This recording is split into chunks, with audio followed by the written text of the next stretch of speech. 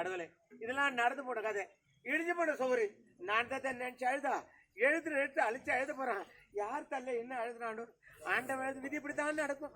என்ன செய்யுது, நம்மள தனிமையில இப்படி பழமா வச்சுட்டு ஆண்டவன் என்னதான் அவனுக்கு மன கஷ்டமா இல்ல பண கஷ்டமா? வாழ்க்கை நினைச்சாத்தாமா வேதனையா இருக்குது. ஒரு மனிதனா பிறந்தா மனசுக்கு நிம்மதி போகணும். கண்டிப்பா பிள்ளை இல்லாத வீடு பிணை சுடுகாடுன்னு சொல்லுவாங்க. அது எனக்கு தான் தாக்கும். என்ன 1க்கு 2 ஓதிரத்துக்கு 3 கல்யாணம் பண்ண. இந்த உடம்புக்கு 3 சம்சாரமா போறாங்க. ஐயா 3 கல்யாணம் பண்றதை தவிர மறையேறி கை விட்ட கதையா போச்சு. என்னாச்சு? முதல்ல ஒண்ணு கல்யாணம் பண்ண, அவன் பேரு அன்னபூர்ணி. பேரே இவ்வளவு அருமையா இருக்குது. ஏன் சொல்ற உடம்பு சிலுக்குது.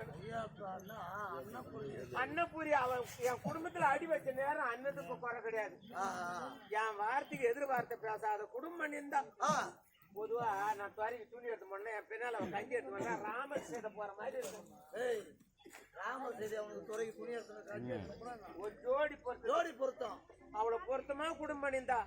கடவுளுக்கு கண்ணு பொறுக்காத யமனை விட்டு இட்டு முட்டாப்ல காலம் ஆகி போச்சு. அது மிருக என்ன பண்ணும், வீட்டுல வேலை காத்துறதுக்காவது பொண்ணு ஒண்ணு சொல்லி வேலை காத்துறதுக்கு மட்டும் 2ஆம் தரம் ஒண்ணு கல்யாணம் பண்ண. அவ பேர் தானம். நல்ல பேரா இருக்குதா? தனம் பாக்கியம். ஆனா தனம் கொஞ்சம் தனம்னா, ஆனா அவனும் பின்னேறு மாதிரி பின்னேறு. அவளை பொருத்தமா குடும்பம் பண்ணியிருந்தா. அவளை பொருத்தமா குடும்பம் பண்ணியிருந்தா. என்ன பண்றது, அவங்க அனுப்பட்டதோ தனிமையில நம்மள அழ வச்சுட்டான். என்ன கல்யாணம் உட்காந்துங்கிறான் பாரு. சிரிப்பாடே சிரிப்பா சிரிக்கிற நீ. ஆத்துல பார்த்தா அப்படியே ஓடாதுடா. 6 மாசம் மனசுல இருக்க நினைக்காத. என் பொழப்பு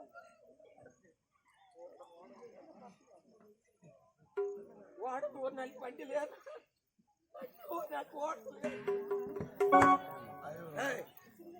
காலையில போ அழுவுறியா? அப்படி என்னதான் செய்தான்? வருத்தம் வாய் அடிக்குது, துக்கம் தொண்டி அடிக்குது. தொண்டி தான் கட்டுது. அவன் நான் என்ன பண்ணான்னு கேக்குறேன். என்ன மவுனு சிரிக்காத. என் வீட்டு நினைச்சுன்னு வேடிக்கால துணி எடுத்துன்னு துறைக்கு போனேன்.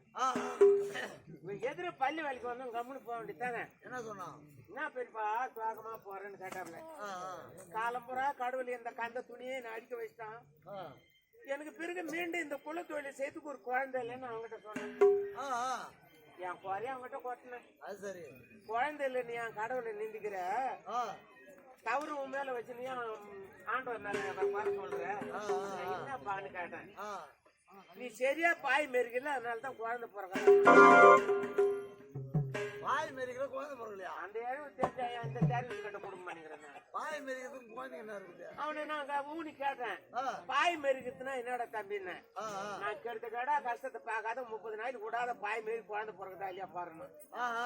என்னடா காலையில கடவுள் சொல்ற மாதிரி சொல்றேன்னு 8 மணி துணி கொண்டு கூட கிடையாது.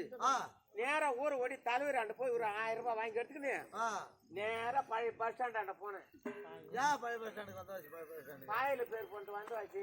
ஆமா, பழைய பாய் மேய்ச்சா குழந்தை பிறக்காது, எல்லாம் புது பாயா இருக்கட்டும் அப்படின்னு 30 பாய் வாங்கி ஆட்டோல ஏற்றி நேரம் எடுத்து வீட்டுல இறங்கிட்டேன். பரவாயில்ல, வீட்டுல இறங்கி மூலையில சாத்திட்டேன். என் சம்சாரத்தாண்ட உண்மையை சொல்லல. அவளை வேலையா சமையல் பண்ண சொல்றது. மணி 6 தான் தாமசம். சாப்பிட்டு கதவு சாத்தி தாப்பல் போட்டு ஒரு பாய் எடுத்து போறது. நானும் என் பொண்டாட்டி மெரிக்க மெரிக்க மெரிக்க மெரிக்க போயிட்டு விடுறதுக்குள்ள நார் வேற கோர வேற பொறுத்து. இந்த பாவனை இந்த கம்பெனில யாருமே மெரிக்க மாட்டாங்கடா. அது மாதிரி இப்படியா 28 நாள் 28 பாய் மேய்ச்சி கண்ணன் குளமா மேய்ச்சி வாரி வெளியே கிடாச்சிட்டேன். குழந்தை பிறந்தா எங்க இல்லையே. 28 பாய் மேய்ச்சி குழந்தை பிறக்கல. ராத்திரி 29வது பாய் ராக்கி மேய்க்க போறேன். 12 மணிக்கெல்லாம் எனக்கு லெட்டர் வந்துடுது. என்னன்னா என் பங்காளி ஒருத்தன் சென்னையில காலம் ஆயிட்டான். என்னடா அங்க 7 மணிக்கு இலை போட்டு அவரு ஒருத்த பாக்குறதா, 8 மணிக்கு நான் கல்ச்சோல போய் சம்மந்தம் கட்டுறதா, இங்க பாய் மேய்க்கிறதா. எல்லாம் ஒண்ணா வந்து போச்சு. பாய் மேய்க்காத விட்டா குழந்தை பிறக்காத போடுவாங்க. அங்க போய் சம்மந்தம் கட்டிக்கலாம், பங்காளிங்க சம்மந்திங்க சின்னதனமானி அனுப்பானுங்க. ஆமா, என்னடா இக்கிட்ட சூழ்நிலைய போச்ச கடவுளே, கடைசி நேரத்துல இப்படி எல்லாம் சுவாதினை வச்சுட்டு அப்படி 29வது பாய் ராத்திரி மேய்ச்சிட்டு போயிது வெளியே கழுவு தண்ணி வெளியே வந்தா, எதிர்காரன் கழுவு தண்ணி வெளியே வந்தான். அவன் ஆளு நல்லா அந்த தண்ணி மாதிரி இருப்பான். நல்லா முப்பிரிக்க நல்லா எண்ணெய் கொட மாட்டேங்கிறான். நெல்லு அவன மாதிரி இருப்பான். டே கண்ண இங்க வாடா அண்ணா, இங்க வாடா அண்ணா. என்ன அண்ணா அப்படின்னாப்ல, என் பங்காளி ஒருத்தன் சென்னையில காலம் ஆயிட்டாப்ல, நான் போய் சம்பந்தம் கட்டி வந்துடுறேன், போய் அண்ணியா கூட பாய் மாரிறான்னு. ஐயோ எனக்கு வேலை மேல வேலை கட்டி நீ வேற எனக்கு வம்பு வைக்காதான், உனக்கு திமிருக்கு நாள் போயின்னுக்கிறான். அவனை முதல்ல தாசா பண்ணி அப்படியே பேசிக்கிட்டே ஒயின் ஷாப்புக்கிட்டு போய் 3 குவார்டர் முட்டை ஆம்லேட் வாங்கி கொடுத்தேன். 3 குவார்டர் முட்டை. அந்த குவார்டர் சாப்பிட்டா மூஞ்சில வேர்வை தட்டிச்சு. சரி இவ்வளவு செலவு பண்ணிக்கிறேன், நான் மேரிக்கிறேன் போனான்னா. கஷ்டத்தை பார்க்காத அவன் ஆள் விட்டாது என் வீட்டை விட்டுட்டு ஏக்கண்ணா கடிச்சு போயிடா கவனமா மேய்ச்சி அப்படின்னு சொல்லி ஆளை விட்டுட்டு நான் குளிச்சுட்டு பை எடுத்துன்னு பஸ் ஸ்டாப்ல போய் உட்காந்துக்கிறேன். அப்படி என் மனம் அலப்பாயுது. தண்ணி குடிச்சு வெளியே போய் படுத்துவானும் மெரிப்பானும் மெரிக்க மாட்டானோ. இந்த பஸ் விட்டு அடுத்த பஸ் காசு போகலாம், அங்கிருந்து கஷ்டத்தை பார்த்து வீட்டு கூடியாந்து கண்ணா காய்ச்சி போயிடா கொஞ்சம் ஞாபகம் வச்சிடறானா. ஏன்னா இவ்வளவு செலவு பண்ணிடுறேன் நான் ஞாபகம் போற அங்கதாங்க நான் மெரிக்கணும் போனேன் அப்படின்னா. அப்புறம் பஸ் வந்து தேடி நேரா மெட்ராஸ் போனேன். எல்லா சம்மந்தி வந்து 7 மணிக்கு இலை போட்டு அழுகுறாங்க. நான் எதிர் விடுதில்ல உட்காந்து அழுதுங்கிறேன். நீயா எதிர் விடுத்த ஒரு வேலை இப்படி இருக்குமா? உனக்கு சம்பந்தம் எடுத்தாங்களா சம்பந்திங்க? அவங்க வேட்டிக்கார பெருசா எடுத்தாங்களா இல்ல சின்னதா எடுத்தாங்க ஒரு வச்சனமா? ஐயோ நான் காரை ஏறி ஆட்டம் வரணும் அப்படின்னு நினைக்கல நான். என் மனசு மாத்து வழக்கு போட்டு கட்ட அங்கே உயிர் இங்கமா எனக்கு திடுக்கு அடிச்சு மெரிக்கிறோம் ராத்திரி போற உட்காந்துக்கிற வெட்டு போயிட்டு வச்சுட்டு ஐயர் வந்தாரு. கால்ச்சி வரைக்கும் போனா அவங்க சம்பந்தத்தை வாழ்த்து கொடுத்தாரு.